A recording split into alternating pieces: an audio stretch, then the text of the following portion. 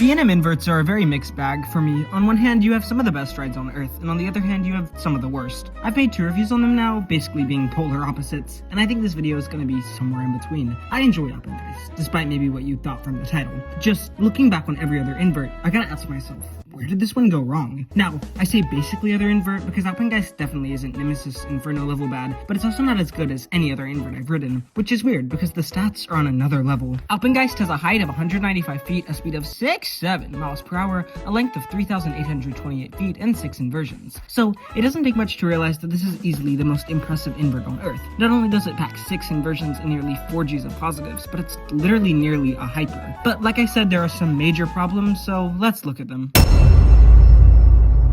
Okay, I know this sounds like a terrible coaster enthusiast hating on nothing, but Alpengeist was surprisingly rough. Not rough like how Wrath of Rakshasa is rough like headbangy. I think some of the transitions are frankly trying to do too much, especially on the Cobra roll. When it comes to some inverts like Montu or Banshee, the elements are still intense, but they don't hurt. They're drawn out while still having positives. Alpengeist's elements, on the other hand, are drawn out, but the transitions within them are weirdly tight, causing for major headbanging.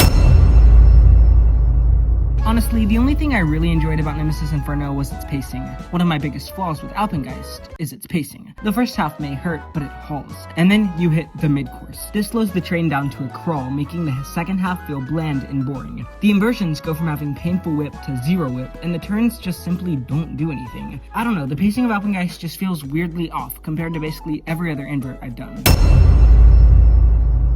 I don't think I've heard a single person mention this, but gotta start somewhere. The length isn't terrible. Almost 4,000 feet is something some coasters wish they had, but also, most coasters don't have the elements as large as Alpengeist. Look at basically any other B&M Hyper. They're all well over 4,000 feet in length, most 5,000 feet. All Alpengeist really has is a drop, Immelman, loop, Cobra roll, that terrible mid-course, and then a 0G stall and a corkscrew before it turns into the brakes. Inverts like Montu pack such a non-stop punch into their layout. It's what makes inverts so good, and I think Alpengeist just barely misses the mark on this. Okay, so what's the point of all this again? Oh right, I don't hate Alpengeist. Even a bad B&M is usually better than most roller coasters. I just feel like it could be so much better than it is. Most inverts blow my mind and race into my top 25. And with this one, it's sort of like, okay, that was cool. Like, Alpengeist on paper is incredible, and I should love it. But for me, those 3 major aspects turn a coaster that should be world-class into a coaster that's not even top 3 at the park for me. Again, I still like it, I just want to like it more. Anyways, thank you so much for watching. I hope you somehow enjoyed, and I'll see you in the next one. Have a great day.